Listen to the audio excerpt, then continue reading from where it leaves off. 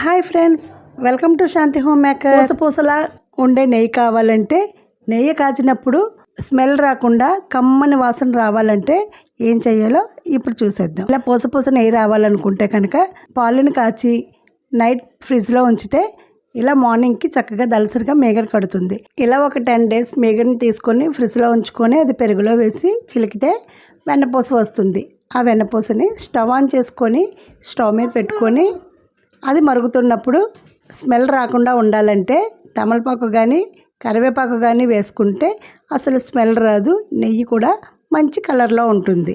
వేసుకున్న తర్వాత మధ్యలో ఒకసారి ఇలా స్పూన్తో కలుపుకుంటే నెయ్యి అడుగు పట్టకుండా ఉంటుంది. నెయ్యి కాచినప్పుడు మందంగా ఉన్న గిన్నెలో వేసుకుంటే నెయ్యి అడుగు పట్టకుండా తొందరగా రెడీ అవుతుంది. నెయ్యి కరెక్ట్గా రెడీ అయింది అని తెలుసుకోవడానికి చక్కగా ఇలా మరుగుతున్నప్పుడు కొద్దిగా నీళ్ళు తీసుకొని ఇలా చిలకరిస్తే చిటపటలాడుతుంది. అప్పుడు నెయ్యి రెడీ అయినట్టు. స్టవ్ ఆఫ్ చేసుకొని చిటికెడు సాల్ట్ని ఇలా చిలకరిస్తే పూసలాగా నెయ్యి రెడీ అవుతుంది. ఇలా వేసుకున్న తర్వాత బాగా చల్లారిన తర్వాత ఒక గాజు సీసాలో స్టోర్ చేసుకోవాలి. ఇలా రెడీ చేసుకున్న నెయ్యి 3 నెలల వరకు ఫ్రెష్గా మంచి సువాసనతో ఉంటుంది. కమ్మని వాసనతో మంచి కలర్తో పూసలాగా నెయ్యి రెడీ. ఆయిల్స్ కన్నా కూడా ఇంట్లో చేసుకునే నెయ్యి ఆరోగ్యానికి చాలా మంచిది.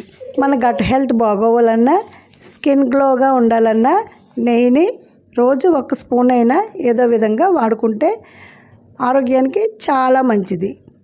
అందమే ఆరోగ్యం, ఆనందం. బ్రెయిన్కు షార్ప్గా మంచిగా ఉంటుంది.